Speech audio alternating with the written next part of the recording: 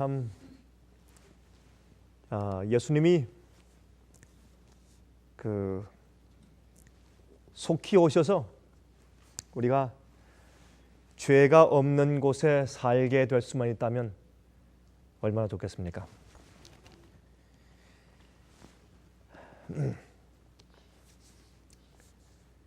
죄가 없는 세상이라고 하는 뜻은 무슨 뜻이냐면 이 땅에 살고 있는 모든 사람들이 하나님의 계명을 지킨다, 그런 뜻이 되지 않겠습니까?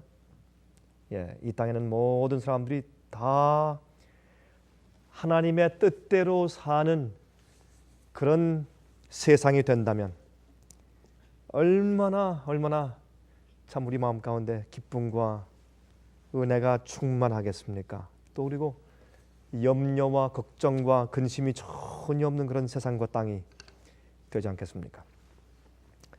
여러분, 계명은 우리 서로에게, 우리 이웃들에게 가장 최선의, 가장 최고의 이 존경을 나눌 수 있는 그런 분위기가 하나님의 계명을 지키는 분위기입니다. 이웃의 것을 전혀 이웃의 권리를 전혀 타치하지 아니하고 또 이웃에게 최대한의 배려와 최대한의 고난과 그 권리를 부여하는 것이 하나님의 계명을 지키는 삶입니다. 그렇죠? 그래서 하나님의 계명을 지키면 이웃의 것을 전혀 건드릴 수가 없습니다. 이웃의 고난에 대해서 절대로 우리가 헐트하는, 흠을 내는 그런 일을 전혀 할 수가 없습니다. 그것이 하나님의 계명을 지키는 일이죠. 여러분,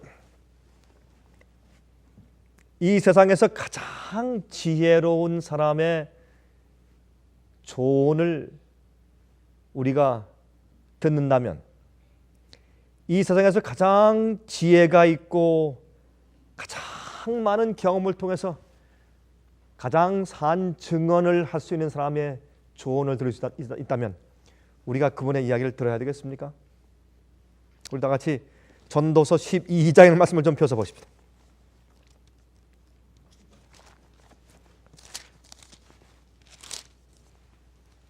전도서 12장 13절과 14절 있습니다. 이 세상에서 가장 큰 지혜가 있었던 분이 우리에게 하는 조언의 말씀을 우리가 과연 들어야 할까요? 한번 읽어보십시다. 전도서 12장 13절입니다. 일의 결국을 다 들었으니, 다시 말해서 이 전도서 1장부터 12장까지의 모든 말씀을 전부 다 한 다음에 그 끝으로 그러므로 일의 결국을 다 들었으니 내가 당신들에게 하고 싶은 이야기를 다 들었으니 하나님을 경외하고 그 무엇을 지키라 그랬습니까? 그 명령을 지킬지어다. 이것이 사람의 본분이니라 그랬습니다. 일의 결국을 다 들었으니 하나님을 경외하고 그 명령을 지킬지어다. 이것은 물론 영어로 표현하기를 하나님의 계명을 지킬지어다 그랬습니다. Keep His commandments. 일의 결국을 다 들었으니, 이 솔로몬은 인간 역사 가운데서 가장 현명한 자였다고 성경은 말을 합니다. 가장 지혜가 많이 있었다고 말을 합니다. 이 지혜는 타고난 지혜가 아니고 그가 하나님께 꼭 한 가지 간절히 간구할 수 있는 그런 기회를 얻었을 때 그가 어떤 것도 구하지 아니하고 그가 왕으로서 택함 받은 다음에 하나님께, 하나님, 내가 하나님께서 택하신 이스라엘 나라, 주님의 성민, 택한 백성, 주님의 진리를 보존하고 가지고 유지하는 백성, 주님께서 그 일을 위해서 택하시고 이제 만드신 백성, 일으키신 백성, 갈대아 우리 위해서 아브라함을 불러내신 그 이후인 그 백성, 모세를 통해서 애굽에서 출애굽해 내오신 그 목적이신 그 백성, 그 이 이스라엘 백성들을 내가 치리하는 왕이 되었습니다. 하나님, 이 일을 할 수 있게 주님께서 내게 은혜를 주셔야 합니다. 그거 안 하시면 나 할 수 없습니다. 하나님께서 내가 무엇을 원하느냐? 내게 지혜를 달라고. 그게 이제 하나님께 구했지 않습니까? 근데 이 하나님께로부터 받은 그 지혜 때문에 그가 18세 때에 왕좌에 올랐고, 오빌에서 금을 많이 사왔고, 스페인에서 은을 사왔으며, 아라비아에서 보석들과 향품을 많이 가져왔고, 인도에서 상아를 수입해왔고, 매일 그의 식탁에서 양식을 먹는 식객의 숫자만 1만 명이었어요. 매일 이제 그가 주는 음식을 먹는 식객만 1만 명. 매년 수많은 금과 은과 다른 보석들의 조공들이 외국으로부터 밀려 들어왔습니다. 시바 여왕이 그의 부를 보려고 왔다가 다 보지 못하고 놀라서 돌아갔다 그랬어요. 그는 잠언을 300개를 짓고 읊었습니다. 그리고 노래를 1005개나 작곡하고 작사했습니다. 세상에서 가장 지혜로웠던 자가 인생에 대해서 결론적으로 하는 말이 전도서 12장 13절과 14절입니다. 자, 그러면 우리가 그분의 조언을 좀 들어볼까요? 들어볼 만합니까? 예. 그가 말하기를 일의 결국을 다 들었으니 내가 인생 내 늙을 때까지 내 모든 생활의 경험을 다 이루었고, 내가 깨달은 모든 인생의 지혜와 내가 깨달은 모든 내 마음속에 사무치는 그런 의미를 전부 얘기했으니 이제 결국 내가 결론적으로 한마디로 줄이면, 그러므로 모든 것이 헛되니 해 아래 있는 모든 것이 다 헛되다. 지혜로운 것도 헛되고 어리석은 것도 헛되고. 여러분, 저는 이 전도서를 읽으면서 제 마음 가운데 가장 충격적인 이야기는 지혜로운 것도 헛되며, 그 말이 그렇게 충격적이에요. 그렇죠? 그가 그렇게 간구해서 하나님께로부터 받은 그 지혜 말이죠. 이 세상 어느 것보다도 가장 중요하기 때문에 그가 구한 그 지혜. 여러분, 지혜만 있으면, 사실 돈보다 더 중요한 것이 지혜죠. 지혜만 있으면 돈을 벌 수 있으니까. 지혜만 있으면 건강할 수 있고, 지혜만 있으면 성공할 수 있고, 지혜만 있으면 이 땅에서 가장 성공적인 삶을 살 수 있기 때문에 그런 지혜를 구했습니다. 그가 왕으로서의 잘 치리할 수 있는 능력을 구하기 때문에 지혜보다는, 물론 그것도 중요했겠지만, 그러나 그는 알기를 이 세상에서 성공할 수 있는 가장 중요한 비결은 지혜가 있는 것이라고 이야기했습니다. 그래서 그는 그 지혜를 가지고 모든 걸 다 해보았어요. 여러분, 그 전도서 12장 가운데 그가 열거한 것들이 무엇입니까? 내가 이 세상에서 못 해본 것이 없다. 내가 다 해보았다. 후처 후궁도 몇 명이지만은 내 주위에는 여자만 1000명이다. 1000명.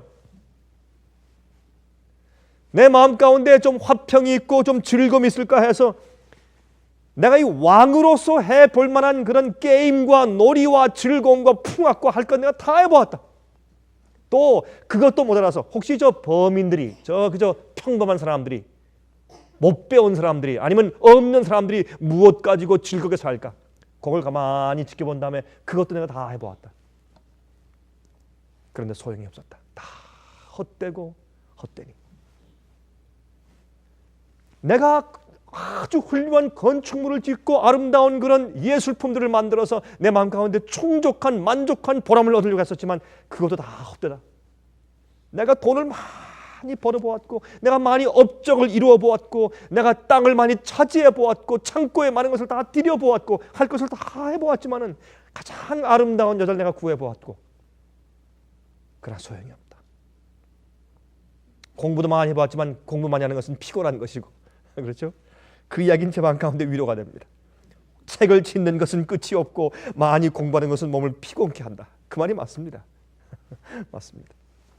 그래서 결국에 가서 그가 말하기를 하나님을 경외하고 그 명령을 지킬지어다. 이것이 사람의 본분이냐, 하나님은 모든 행위와 모든 은밀한 일을 선악간에 심판하시리라. 다시 말해서 하나님 앞에 오늘 내일 아니 지금이라도 당장 하나님의 보좌 앞에 설 수 있도록 사는 그 삶이 가장 행복한 삶이라는 것입니다. 하나님의 계명을 지키는 삶만큼 행복하고 즐거운 삶이 없다는 겁니다. 그것이 가장 행복하고 가장 보람된 삶이라는 겁니다. 그의 이야기는.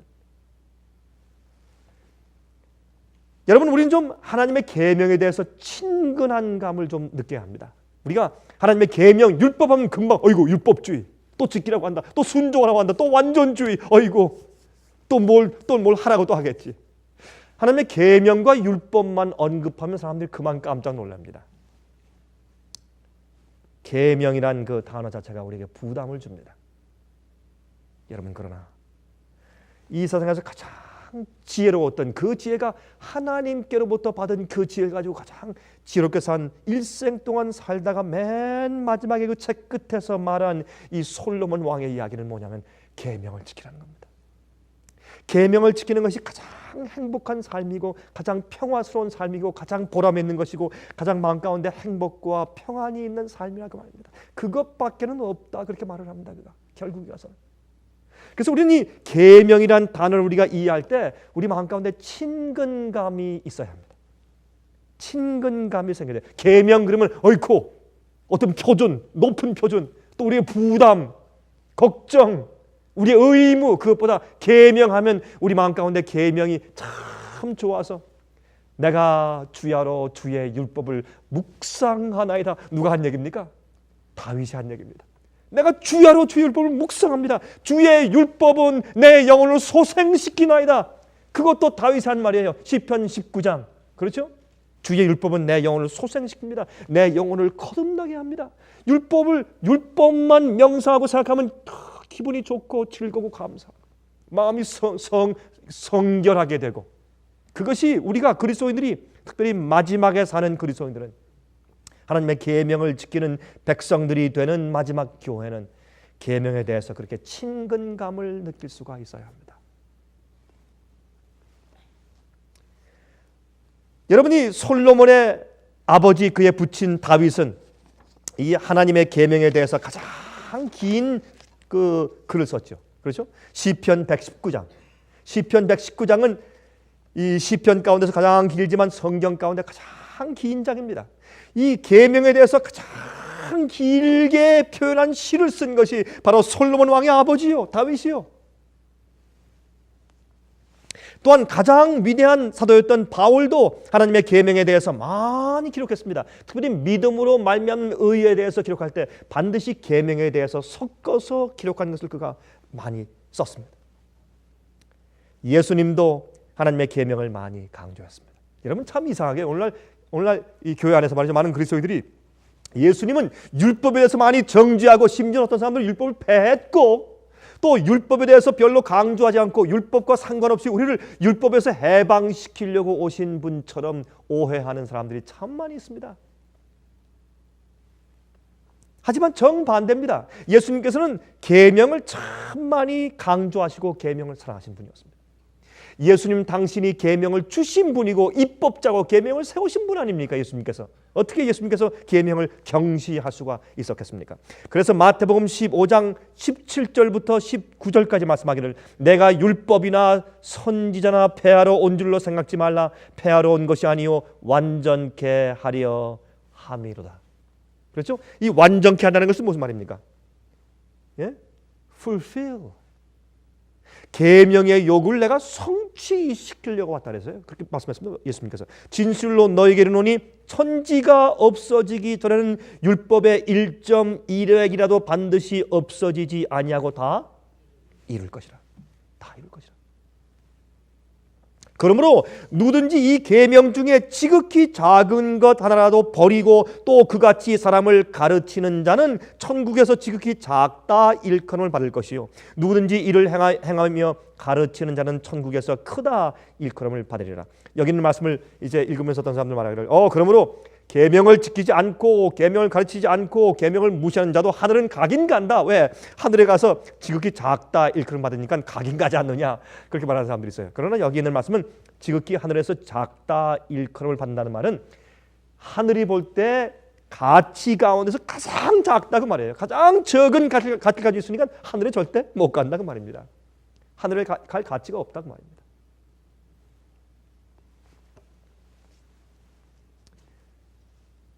또한 마태복음 22장 37절부터 40절까지 있는 말씀에 이런 말씀이 있죠. 우리 다 이 말씀을 좀 펴서 읽어보십시다. 마태복음 22장입니다. 마태복음 22장 37절부터 40절까지 있는 말씀을 좀 읽어보십시다. 이런 말씀이 있습니다. 한 율법사가 예수님께 지금 물었죠. 그렇죠?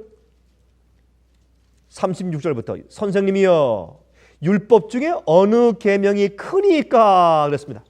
그때 37절부터 예수님께서 답변하십니다. 예수께서 말씀하시되 내 마음을 다하고 목숨을 다하고 뜻을 다하여 주 너의 하나님을 사랑하라 하셨으니 이것이 크고 첫째 되는 계명이요. 이것은 이미 구약 성경 가운데 있는 말씀이었죠. 그렇죠? 신명기 6장 5절에 있습니다. 여러분 이제 기회 있으면 찾아보십시오. 신명기 6장 5절 보면 이미 모세가 이 말씀을 했습니다. 예수님께서 성경에 있는 말씀을 빌려다가 풀이하셨습니다. 이것은 이제 10계명의 첫째 계명부터 넷째까지 계명에 대해서 풀이한 말씀이죠. 온 마음과 목숨과 뜻을 다하여 주 하나님을 사랑하고, 이것이 첫째 되는 계명이고, 두 번째 39절 둘째는 그와 같으니 내 이웃을 내 몸과 같이 사랑하라 하셨으니, 이 두 계명이 온 율법과 선지자의 뭐라고요? 강령이라. 여러분 강령이 무슨 말입니까? 강령은 요강 아니면 줄거리, 가장 중요한 요점, 그런 뜻이죠. 다시 말해서 여러분 율법과 선지자가 무슨 말입니까? 율법과 선지자, 이건 구약 성경이란 말이에요. 구약 성경. 예수님께서 계실 당시엔 신약 성경이 없었죠.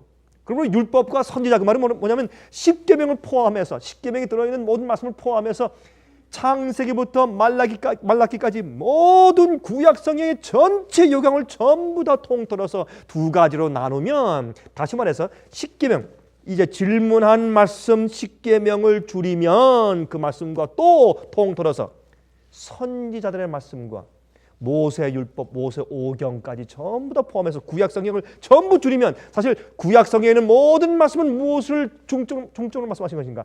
하나님의 계명을 풀이한 것이고, 주님의 계명을 주의로 해서 일어나는 선악관의 대장투를 쓴 것이 이 구약 성경의 역사인데, 그 구약 성경의 중심 사상과 또한 10계명을 두 가지로 줄이면, 첫째는 하나님 사랑하고, 두 번째 이웃 사랑하고, 그렇게 말씀했습니다. 근데 영어 성경 가운데 이 40절을 이렇게 표현했습니다. 이 두 계명이 온 율법과 선지자의 강령이니라. 이 말씀을 그 영어 성경 가운데 말씀하기를 on these two commandments, 다시 말해서 이 두 가지, 첫째와 두 번째, 온 마음과 뜻과 목숨을 다해서 주 너희 하나님을 사랑하고, 두 번째 내 이웃을 내 몸과 같이 사랑하라. 이 두 가지 계명이 on these two commandments hang all the law and the prophets. 모든 선지자들의 글과 모든 율법들이 이 두 가지 계명 위에 걸려 있다. 그런 말입니다. 옷걸이에 옷이 걸려 있는 것처럼. 예? 다시 말해서 모든 성경에 있는 말씀들은 이 계명의 이 두 가지 사상에 걸려 있단 말입니다. 하나님의 계명이 빠져버리면 모든 성경에 있는 율법과 선지자의 가르침이 무가치합니다. 목적을 잃어버립니다. 중심 사상을 잊어버립니다. 여러분, 어떤 사람은 이 10계명을 이렇게 쉽게 풀이해서 썼습니다. 한번 들어보십시오. 이 10계명이 우리에게 얼마나 친근해야 하며 10계명이 얼마나 좋은 것인지, 10계명은 얼마나 아름다운 것인지, 이 계명이 우리에게 얼마나 큰 유익이 되며 이것이 없으면 우리가 살 수 없으며 이것은 우리 구원의 초점이며 이 계명은 무거운 것이 아니고 이것은 우리의 의무감을 가져가는 것도 아니고 이 계명은 우리에게 어떤 부담을 주는 것도 아니고 계명은 우리에게 무서운 것도 아니고 계명은 우리의 높은 표준 때문에 우리를 억누르게 하는 그런 것도 아니고 계명은 우리 가까이 있어서 우리 영혼을 소생시키고 우리를 거룩하게 만들고 우리를 하나님께 가까이 이끌어가는 참으로 아름다운 것을 우리 마음 가운데 생각하고 친근감을 느껴야 할 것입니다. 어떤 분이 이 십계명에 대해서 이렇게 썼습니다. 한번 들어보세요. 모든 것들 위에 하나님만 사랑하시오. 그리고 나무나 돌들에게 경배하지 말고 또한 하나님의 이름을 헛되게 부르거나 사용하는 일을 거절하시오. 안식일에 쉼을 갖는 일을 주의 깊게 유지하고 항상 당신의 부모님들을 존경하시오. 인간의 생명을 항상 거룩하게 여기고 당신의 선택한 배우자에게 충성스러우시오. 크든지 적든지 간에 훔치는 일은 절대 하지 말아야 하며 이웃의 행동에 대하여서는 항상 진실되게만 보고하며 이기적인 탐욕의 마음은 버리도록 하시오. 좋습니까 여러분? 얼마나 좋아요? 여러분 이렇게 한마디로 십계명을 하면 이거 쭉 써서 보세요. 산문시처럼 얼마나 좋아요? 이런 문구가 없으면 우리가 살 수가 없어요. 세상에서 이 계명이 없으면 우리는 세상에서 살 수가 없어요. 계명이 있기 때문에 우리가 살 수가 있는 것이지. 계명이 있으니까 서로 사랑하고 용서하고 존중하고 보호하고 서로의 권리를 유지하고 하는 것이 계명 때문에 그렇습니다. 온 세상 나라에 헌법이 있고 도덕률이 있고 윤리와 가치관이 있는 것은 십계명의 가치에 근거한 것입니다. 그러므로 주님의 계명은 아름다운 것입니다. 여러분 그래서 하나님의 계명은 하나님의 성품을 눈에 보이게 나타낸 문서입니다. 여러분 그래서 우리가 성경에서 계명 하나님의 계명 십계명 할 때 우리가 계명 소리가 우리 귀에 떨어지자마자 우리 마음 가운데 이렇게 미소가 나올 정도로 우리 마음이 차분하고 아주 기분이 좋고 아주 편해질 정도로 십계명에 친근감을 갖는 사람들이 되도록 하십시다. 십계명은 좋은 것입니다. 아름다운 것입니다. 감사한 것입니다. 십계명은 우리의 부담이 아닙니다. 십계명은 좋은 것입니다. 왜 교회에 그렇게 십계명에 대한 이상한 가치관이 생겼는지 모르겠어요. 여러분 성경에 말씀했습니다. 하나님은 진리요. 동시에 하나님의 율법은 진리요. 그렇죠? 하나님은 의로우시다고 그랬어요. 또한 성경은 하나님의 계명은 의롭다고 그랬어요. 또한 성경은 하나님은 거룩하다고 그랬습니다. 또한 하나님의 계명은 거룩합니다. 그래서 하나님의 속성과 계명은 똑같습니다. 가만히 보면 또 성경을 말씀하기를 하나님은 완전하시다고 공포합니다. 또한 성경은 하나님의 계명은 완전하다고 말합니다. 또한 성경은 하나님은 영적이시다고 말해요. 또한 성경은 하나님의 계명은 영적이라고 선포합니다. 하나님은 영원하시다고 주의 말씀은 선포합니다. 동시에 하나님의 계명은 영원하다고 말합니다. 그래서 하나님은 계명과 같은 것입니다.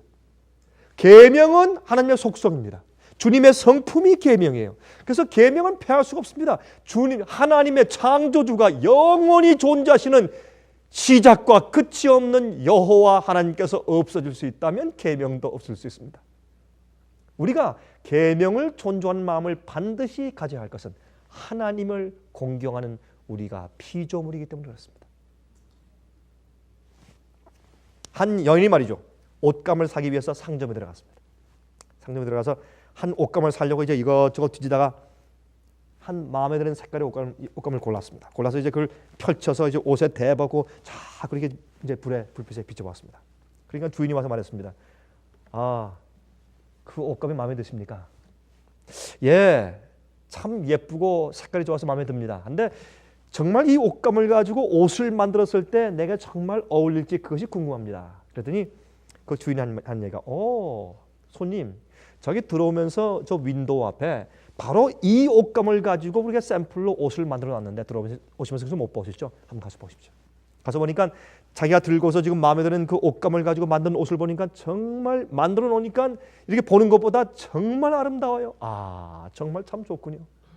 이렇게 옷감을 보는 것보다 이 옷감을 가지고 옷을 만들어 놓으니까 너무나 보기 아름답습니다. 그렇게 말을 했습니다. 제가 왜 이 얘기를 할까요? 계명은 좋은 것입니다. 아름다운 것입니다. 눈에 보기에 좋은 것입니다. 그러나 그 계명을 우리가 옷 입을 때, 그 계명이 들어와서 내 속에서 내 성품화되고 내 속에는 내 마음을 꼴지울 때 정말 아름다워지는 것입니다. 그래서 우리가 계명으로 옷 입는 것입니다. 여러분 잘 들어보세요. 예수 그리스도의 의를 우리가 옷 입는다. 그렇죠? 믿음으로 말미암는 의. 그러면 예수 그리스도의 의의 옷을 내가 입는 것이죠. 그러면 예수의 의의 옷을 입는다. 그럼 예수의 의가 뭡니까? 예수님의 의란 말은 righteousness, 옳을 의자 아니에요? 올바르게 행한다는 것이 의예요. 의의 반대는 뭡니까? 죄예요. 죄는 뭐예요? 잘못 행하는 것이죠. 주의 계명을 어기는 것이 죄죠. 의는 주의 계명을 지키는 것이 의예요. 그러므로 내가 예수 그리스도의 의의 옷을 입었다. 칭의 의의 옷을 내가 입혀주신 의 뭡니까? 하나님의 계명의 정신이 내 품성을 이루었다. 그 말이 아니에요. 그게 믿음으로 말미암아서 의롭게 되는 것이고 그것이 믿음으로 말미암는 의예요. 의는 하나님의 계명에 따로 떨어져서 독립적으로 절대로 혼자 존재할 수가 없습니다. 하나님은 의입니다. 하나님은 계명의 정신의 바로 그 원본이세요. 그러므로 예수 그리스도의 의의 옷을 입는다고 하는 것은 하나님의 계명이 내 속에 들어와서 내 정신 속에 들어와서 그러니까 하나님의 계명화되었다고 합니다. 내가. 그래서 우리가 계명의 옷을 입어야 합니다. 그게 예수 그리스도의 의의 옷을 입는다는 것입니다. 이만큼 율법은 우리 이 성경에서 가장 중요한 이야기 가운데 하나입니다. 여러분 성경에 4가지 율법들이 있습니다. 이것 때문에 사람들이 가끔 이제 혼돈하는데 4가지 율법이 있습니다. Four laws. 첫 번째 모세 율법 가운데서 사회법이 있습니다. 사회법, civil law, 사회법. 그것은 사회 모든 규범에 대해서 말씀한 법입니다. 이것은 십자가에서 패했습니다. 왜? 이젠 더 이상 그런 것들이 필요가 없게 되었습니다. 이제 곧 유대 나라하던 나라로서의 존재는 곧 없어집니다. 그리고 이제 하나님의 계명이 어디에 주어집니까? 교회에게 주어집니다. 이제 그렇죠? 그래서 이제 더 이상 유대 나라가 하나님의 선택된 이 나라나 이 백성들로 교회로서 세상 앞에 대표되지 못합니다. 이제는 하나님께서 어떻게 그 특권을 누구에게? 교회에게 주십니다. 자, 두 번째 위생법들. 위생법들 가운데는 사실은 우리의 건강 법칙에 좋은 법들이 참 많이 있습니다. 그러나 그것일지라도 모세 율법에 속한 것이었기 때문에 실제로 이것들은 그 나라가 존재할 때까지만 필요했고 그렇지 않을 때는 사실은 필요가 없는 것이었습니다. 세 번째, 의문의 율법이 있습니다. 그것은 의식의 율법입니다. 성소 제도 같은 것들, 또한 절기 제도, 이런 것들도 예수님의 십자가에서 실체이신 메시아 예수께서 실제 어린 양이신 예수님께서 실제로 오셨을 때는 더 이상 표상이 필요가 없었습니다. 그러므로 사회법, 위생법칙들, 의문의 율법 같은 것들은 십자가에서 패했다고 성경은 말합니다. 그런 네 번째 또 법이 있는데 성경에 그것은 십계명입니다. 십계명은 이것은 예수님을 표상하는 법칙이 아니었습니다. 이것은 유대인들에게만 주신 법칙도 아니고 이것은 모든 인류에게 주신 법칙이고 하나님께서 인류를 창조하기 전부터 우주를 주관하는 법칙과 기본적인 원칙이었다는 것을 우리가 압니다. 그러므로 십계명은 우리가 패할 수 없는 것인 것을 아는 것입니다. 자, 그러면 법을 주신 이유가 뭘까요? 하나님께서 왜 우리에게 계명을 주셨습니까? 법을 주신 이유, 십계명을 우리에게 주신 이유. 첫 번째, 계명을 우리에게 주신 이유는 죄를 알게 하기 위해서 주셨습니다. 그렇죠? 이 로마서 3장 20절. 로마서 3장 20절에 율법으로는 죄를 깨달음이니라 그랬습니다. 그래서 우리가 계명을 주께서 우리에게 주신 이유는 이 율법을 통해서 우리가 죄를 깨닫습니다. 우리가 죄를 알게 됩니다. 우리 마음 가운데 있는 죄와 우리가 행하는 죄에 대해서 우리가 알게 되는 것입니다. 우리가 죄에 대해서 깨달아야 어디로 갑니까? 예수께 나가서 구세주가 필요가 되죠. 구세주의 필요성을 느끼죠. 그러므로 계명을 우리가 죄를 알게 해주기 위해서 계명을 주신 것입니다. 여러분, 이스라엘 백성들에게 시내산에서 율법을 주신 이유가 뭡니까? 그들은 사실 시내산 위에서 그때 처음으로 십계명을 주신 것은 아닙니다. 우리가 어떻게 알 수 있습니까? 벌써 안식일 계명은 시내산에서 십계명을 주시기 이전부터 만나를 주심으로 이미 프랙티스되고 이미 실행되고 있었죠. 그렇죠? 또 그 전에 여러분 그 창세기 보면 창세기 18장에 하나님께서 말씀하기를 아브라함은 내 계명을 지켰다 그랬습니다. 그러면 이 계명은 그 전부터 이미 있었습니다. 그러면 하나님께서 왜 이스라엘 백성들에게 시내산에서 율법을 주셨습니까? 그 이유는 그들은 너무나 오랫동안 노예 생활하면서 하나님을 잊어버리고 거룩하게 주님의 말씀과 명령을 따라 사는 것이 무엇인지 다 잊어버린 상태에 있었기 때문에 그들에게 다시 계명을 주신 것뿐이었습니다. 원래 있는 계명을 다시 성문화해서 기록해 주신 것뿐이었죠. 그렇죠? 여러분, 제가 손님을 청할 때 말이죠. 제가 여러분들을 저희 집에 이제 초청할 때 저희 집에 들어오시는 그 문 앞에 이런 사인을 제가 붙였다고 하십시다. 우리 집안에서는 침을 뱉지 마시오. 그 말이 됩니까? 안 됩니까? 말은 돼요. 말은 되지만 그렇게 할 필요가 있습니까? 없습니까? 필요가 없어요. 왜? 여러분들이 저희 집에 와서 침 뱉는 사람들은 한 사람도 없으니까 다 아니까 누가 저희 집에 들어와서 방 안에서 침을 탁탁 뱉겠어요. 여러분, 제가 중국에 가니까 말이죠.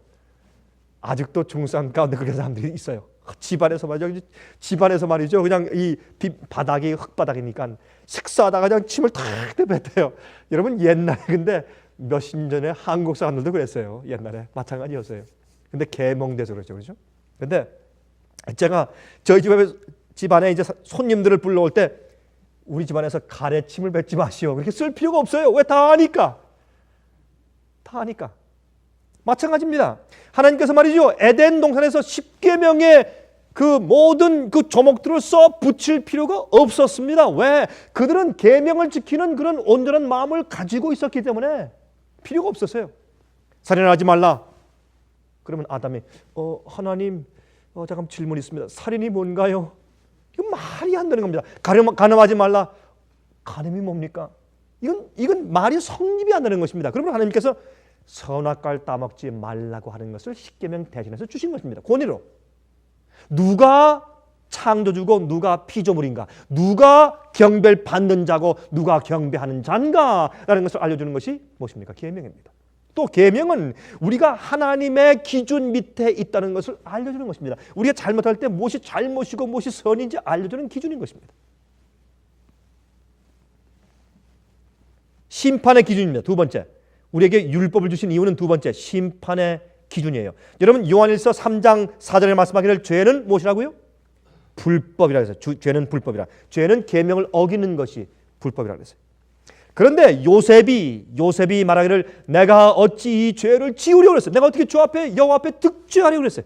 그렇죠? 아브라함도 하나님의 계명을 지켰다 그랬어요. 그렇지만 시내 산에서 십계명을 주셨습니다. 왜요? 십계명은 심판의 기준이기 때문에 성문화시켜 주신 것입니다. 여러분, 그래서 야고보서 2장 10절부터 12절 가운데 말씀하기를 누구든지 온 율법을 지키다가 그 하나에 거치면 모두 범한 자가 되나니 간음하지 말라 하시니가 또한 살인하지 말라 하셨은즉 내가 비록 간음하지 아니하여도 살인하면 율법을 범한 자가 되느니라. 너희는 자유의 율법대로 심판받을 자처럼 말도 하고 행하기도 하라. 우리가 지금 율법을 범한다고 해서 하늘에서 우리가 계명 범한다고 해서 하늘에서 금방 번개와 뇌성이 치지 않습니다. 금방 심판이 오지 않습니다. 그러나 반드시 무엇이라고 했습니까? 심판이 있다고 했습니다. 그러므로 자유의 율법대로 심판받을 자처럼 말도 하고 행하기도 하라. 당장 형벌이 임하지 않지만은 반드시 율법에 따라서 주님께서 심판하신다 그랬어요. 반드시 주님께서 심판하십니다. 심판하시는데 우리 마음속에 있는 동기와 우리의 모든 행동 반경과 행동 거지가 이것이 선한 것인지 악한 것인지 율법으로 주님께서 심판하십니다. 심판의 기준으로 주님께서 율법을 주셨습니다. 세 번째, 율법은 우리를 인도하는 선생입니다. 우리 속에서 죄를 깨닫게 하고 우리의 부족을 알게 해서 우리 마음을 겸손케 해서 우리를 데리고 몽학 선생처럼 누구에게? 예수님께 데리고 가는 것입니다. 구세주가 필요합니다. 죄를 씻고 우리를 용서하시는 구세주가 필요하기 때문에 우리를 인도하는 선생이 되는 것입니다. 네 번째, 율법은 하나님의 사랑을 나타내 줍니다. 우리가 십계명을 가만히 명상하면 그 속에서 하나님의 사랑을 볼 수 있습니다. 여러분, 우리가 다른 사람에 대해서 거짓 증거하지 말라, 그걸 가만히 함상해 보십시오. 얼마나 깊이 있는 이야기인가. 그 말씀을 가만히 우리 마음 가운데 명상하고 생각하면 허튼 소문을 퍼뜨릴 수가 없고, 남을 정죄하거나 비난하거나 잘못된 말을 할래야 할 수가 없습니다. 그 계명 하나가 우리 마음 가운데 다른 내 이웃, 내 아내, 내 남편, 내 자식, 내 이웃사람, 내 친구, 교우, 다른 사람에 대해서, 내 부모, 형제, 자매, 친척에 대해서 남에 대해서 얼마나 존중한 마음을 갖게 하는지 몰라요. 계명은 좋은 것이에요. 계명은 우리 마음 가운데 하나님의 사랑을 나타내고 가르쳐 주는 것입니다. 다섯 번째, 율법이 없으면 행복할 수가 없습니다. 내 옆에 있는 어느 누구가 계명을 범하기 때문에 그 계명을 범하는 죄가 나를 불행하게 만들고 슬프게 만들고, 마음 아프게 만들고 고통스럽게 만드는 것입니다. 우리 주위에 계명을 범하는 범죄가 이렇게 많기 때문에 사람들이 사랑이 식었고 마음 가운데 행복하지 않는 것입니다. 여러분, 최근에 한국의 이혼율이 세계에서 1위가 되었다는 소식을 듣고 제 가슴이 참 메어지는 것 같아요. 세상에 이럴 수가 있습니까? 요즘에 한국에서 말이죠, 한국에서 굉장히 그 바쁜 직종 가운데 하나가 이혼 상담하는 사람이에요. 요즘에 한국에서. 안 그렇겠어요? 세계 1위니까 세계 1위. 50%가 넘었으니까 이제. 이건 말이 안 되는 얘기예요. 그러니까 한국에 사람들이 지금 행복한, 뭐 다가 아니지만 참 많은 사람이, 제가 한국에 자주 가니까 제가 보지 않습니까? 한국에 사는 많은 사람들이 정말 행복하지 않아요. 제가 알아요. 피부로 느껴요, 가보면. 왜요? 계명을 어기니까. 계명을 어기니까. 율법이 없으면 우리가 행복할 수가 없습니다. 그러므로 우리가 계명, 율법하면, 십계명하면 우리 마음 가운데 친근감을 좀 느끼도록 하십시다. 그건 좋은 겁니다. 계명은 참 아름답고 좋은 겁니다. 또 이 하나님의 계명은요, 원칙이며 최소한의 기준이에요. 거기서 다 끝나는 것이 아니고 거기서부터 아름답게 더 높이 자라서 올라가는 것입니다. 십계명은 그저 기본적인 기준이지 그것이 가장 높은 것이 아니에요. 계명은 하나님의 의와 올바른 것이 무엇인지 우리에게 가르쳐주는 기준이에요. 거기서부터 더 깊게 더 자라고 높이 올라가야 합니다. 예수께서 그래서 산상보훈 가운데 너희가 너희 마음 가운데 의욕을 품으면 너희가 이미 무엇을 했다? 간음을 했다고 말씀한 이유가 거기에 있어요. 계명은, 십계명은 그 계명의 그 성문에 있는 그 문자, 그 프레이즈, 그 문장 그곳에서 끝나는 것이 아니라 그 말씀이 우리 마음 가운데 들어와서 성령을 통해서 그 말씀이 깊이 내 마음속 깊이 들어와서 내 생각까지 가져가는 것이에요. 그래서 내 속에 있는 모든 계명의 하나님의 정신, 하나님의 거룩한 의와 맞지 않는 모든 것들을 내 속에서 폭로시키고 드러내주는 것이 계명이기 때문에 계명은 심판하는 기준이에요. 계명을 읽고 보고 명상하면 내 속에 그 계명의 정신과 맞지 않는 죄가 드러나요.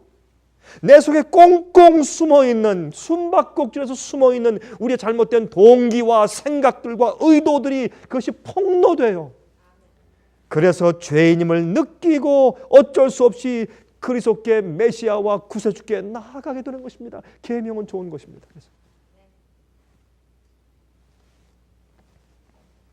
하나님의 계명이 우리의 마음속의 모든 동기들을 관할하고 주관하게 됩니다. 성령께서 우리의 경험의 깊이를 더해 주십니다. 하나님을 더 깊이 알고 이해하도록 해주시고 하나님을 향한 예배를 더 깊게 해주시고 이웃을 더 철저하게 보호할 수 있도록 해주시는데 그것이 하나님의 성령이 우리 마음 가운데 내재하실 때 주의 계명이 내 속에 하나님의 성품화되어서 이루어질 때 그 일이 가능해지는 것입니다. 그래서 로마서 8장 7절에 말씀하기를 육신의 생각은 하나님과 원수가 되나니 이는 하나님의 법에 굴복치 아니할 뿐 아니라 할 수도 없음이라 그랬어요. 우리가 거듭나야 율법을 지킬 수가 있어요. 육신에 있는 자들은 하나님을 기쁘시게 할 수 없느니라. 만일 너희 속에 하나님의 영이 거하시면 너희가 육신에 있지 아니하고 영에 있나니 누구든지 그리스도의 영이 없으면 그리스도의 사람이 아니라 그랬어요. 그러므로 성령께서 내 마음 가운데 내재하지 않기 때문에 계명을 지킬 수가 없는 것입니다. 그러므로 다르게 말하면 우리 마음 가운데 주의 성령이 거하시고 예수께서 내 마음 가운데 거하면 반드시 주의 계명을 지켜야 합니다. 그것은 아주 반드시 해야 하는 결론입니다. 계명을 지킬 수 없다는 것은 내가 거듭나지 않았다 그런 뜻입니다. 아주 간단한 것입니다. 여러분, 이 이야기는. 그런데 이 계명에 대해서 오늘날 기독교 안에서 얼마나 큰 오해가 있는지 몰라요. 계명은 좋은 것입니다. 계명은 선하고 아름답고 의로운 것입니다. 계명은 영원한 것입니다. 여러분, 성경에 마음의 온도에 대해서 세 가지를 말하고 있죠. 뜨거운 것, 찬 것, 또 뜨뜻미지근한 것. 여러분, 뜨뜻미지근하다는 하는 말은 무슨 말입니까? 원래 뜨거웠었는데 시간이 지나서 식었다 그 말이죠.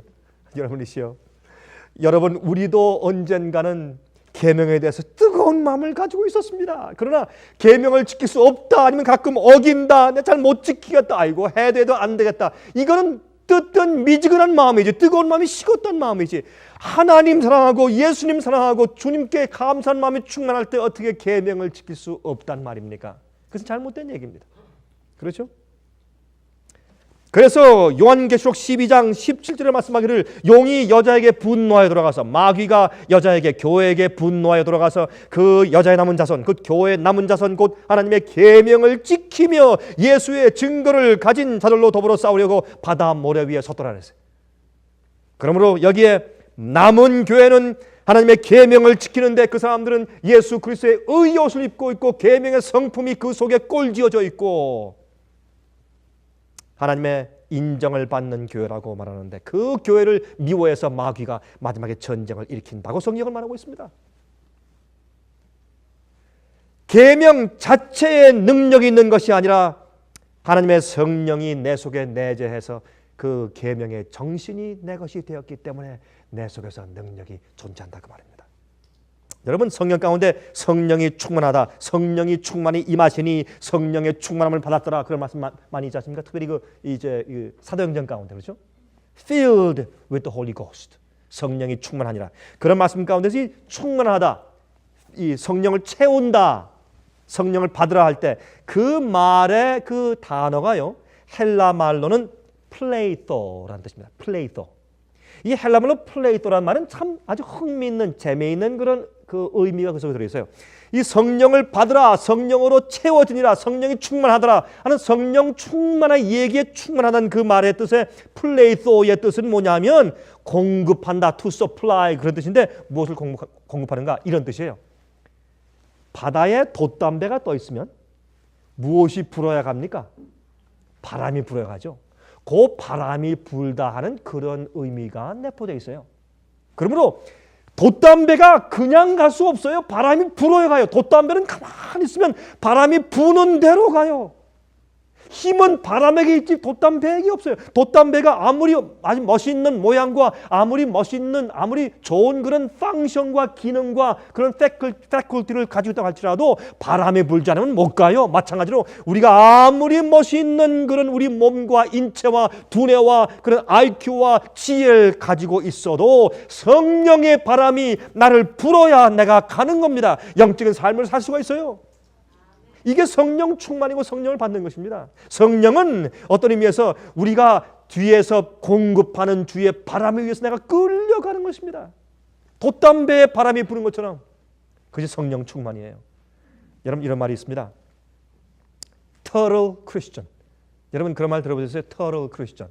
거북이 그리스도인. 근데 거북이 그리스도인 그러니까 어떤 사람들은 그 사람이 좀 느린 모양이죠? 그렇게 말합니다. 좀 느리고 좀 엉거주춤하고, 그런 뜻이 아닙니다. 터럴 크리스천이라는 그런 말을 하는 미국 사람들이 부르는 이유가 있어요. 거북이는요 500일 동안 먹지 않고도 산대요. 거북이는 500일 동안. 그래서 터럴 크리스천이에요. 어떤 그리스도인들은요 1년 내내 말씀 안 읽고 기도 안 해도 살아요. 거북이 그리스도인들. 한 번도 말씀 읽는 것도 없고 기도하는 것도 없고 주 앞에 헌신하고 명상하는 시간도 없는데 잘 살아요. 교회 잘하고 연금 내고 잘 사는 것 같아요. 그러나 죽었어요. 성령이 없어요. 그러므로 계명을 못 지키죠. 거북이 그리스도인들이 거북이 터럴 크리스천스. 여러분 2살짜리 어린 아이에게 도끼를 준다고 해서 그 아이가 그것을 가지고 남을 자를 수 있는 것은 아니죠. 그 도끼가 경험이 있는 힘센 어른의 손에 들려져야 쳐서 큰 나무가 넘어가요. 마찬가지입니다. 마찬가지입니다. 우리의 패컬티가 우리의 몸과 마음이 성령의 경험이 있는 능력의 성령의 손에 쥐어져야 죄를 치고 마귀를 치고 시험을 치고 이기는 것입니다.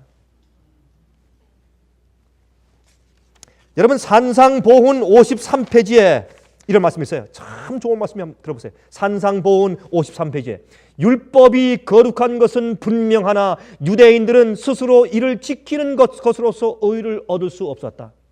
그리스도의 제자들이 천국에 들어가려면 바리새인의 의와는 다른 성격의 의를 얻어야 한다. 하나님께서는 당신의 아들을 통하여 그들에게 완전한 율법의 마음의 문을 활짝 열면 당신의 아들을 통하여 그들에게 완전한 율법의 마음의 문을 활짝 열면 바로 하나님의 생명, 그분의 사랑이 그들 안에 거하여 하나님의 형상으로 변화됨과 동시에 하나님의 값없는 선물을 통하여 율법이 요구하는 의도 얻게 될 것이다. 우리가 주님의 계명의 마음을 열면 그 계명이 성령의 능력을 통해서 내 속에 들어와 하나님의 형상으로 변화되는 일과 동시에 우리가 칭의된다 그랬어요. 칭의, 의롭게 되는 것입니다. 그러나 바리새인들은 그리스도를 배척하고 하나님의 의를 모르고 자기 의를 세우려고 힘써 하나님의 의를 복종치 아니함으로써 그분의 의를 받아들이려고 하지 않았다. 계명을 그들 속에서 이루려고 하는 방법이 잘못되어 버린 것입니다. 자기의 의를 세우려고 했어요. 예수님께 굴복한 것이 아니고. 예수께서는 청중들에게 하나님의 계명을 지키는 것은 곧 자신들 속에서 그리스도의 품성을 재현하는 것임을 계속해서 가르치셨다. 마지막 시대 계명을 지키는 백성 되시기를 간절하게 바랍니다. 하늘에 계신 우리 아버지, 우리에게 주님의 계명을 주셔서 우리 영혼을 소송케 주시니 감사합니다. 우리로 하여금 주의 계명을 묵상하게 하시고 주의 계명에 깊은 애정을 느끼게 하시며 계명이 우리 속에 들어와 우리 속에는 모든 잘못된 것들을 다 골라내어서 저희를 정결케 하게 해주시길 기도합니다. 하늘에 계신 아버지시여, 우리의 소원은 곧 아버지와 함께 영원히 사는 것이오니 주여, 저희가 계명을 어기는 그런 품성과 생각을 저희 마음속에 더 이상 오래 품고 있을 마음이 없습니다. 주여, 저희를 도와주시옵소서.